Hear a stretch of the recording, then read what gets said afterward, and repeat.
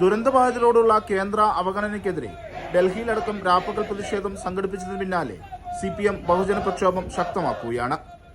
കേന്ദ്ര സർക്കാരിന്റെ അവഗണന തുറന്നുകാട്ടി ഏരിയ കമ്മിറ്റികളുടെ നേതൃത്വത്തിൽ കാൽനട പ്രചരണ ജാഥകൾ സംഘടിപ്പിച്ചിരുന്നു. ഇതിനുശേഷമാണ് തുടർ പ്രക്ഷോഭങ്ങളുടെ ഭാഗമായി കൽപ്പറ്റ ഹെഡ് പോസ്റ്റ് ഓഫീസ് ഉപരോധിച്ചത്. ദുരന്തബാധിതർ ഉൾപ്പെടെ ഉപരോധ സമരത്തിൽ പങ്കെടുത്തു. കേന്ദ്ര കമ്മിറ്റി അംഗം KK ശൈലജ ഉപരോധ സമരം ഉദ്ഘാടനം ചെയ്തു. ചില്ലിക്കാശ് തന്നിട്ടില്ലെങ്കിലും വയനാട്ടിലെ സഹോദരങ്ങളെ മാന്യമായി ഞങ്ങൾ പുനരധിവസിപ്പിക്കും. ഇത് ജനങ്ങളുടെ സർക്കാരാണ്. ആ ജനങ്ങളുടെ സർക്കാരിന് ജനങ്ങളെ കാണാതെ നിൽക്കാൻ പറ്റില്ല. ജനങ്ങളുടെ ശബ്ദത്തിന് കാതോർക്കാതെ നിൽക്കാൻ ഞങ്ങൾക്കറിയില്ല, ഞങ്ങൾക്കത് പറ്റില്ല. അതുകൊണ്ടാണ് ഡൽഹിയിലടക്കം പോയി സമരം ചെയ്യുന്നത് വയനാട്ടിൽ നിന്ന് CPM-ന്റെ പ്രവർത്തകർ. പുനരധിവാസത്തിനായി സംസ്ഥാനം സമർപ്പിച്ച 2000 കോടിയുടെ പാക്കേജ് അനുവദിക്കുക, ദുരന്തബാധിതരുടെ കടങ്ങൾ എഴുതിത്തള്ളുക എന്നീ ആവശ്യങ്ങൾ ഉന്നയിച്ചായിരുന്നു സമരം.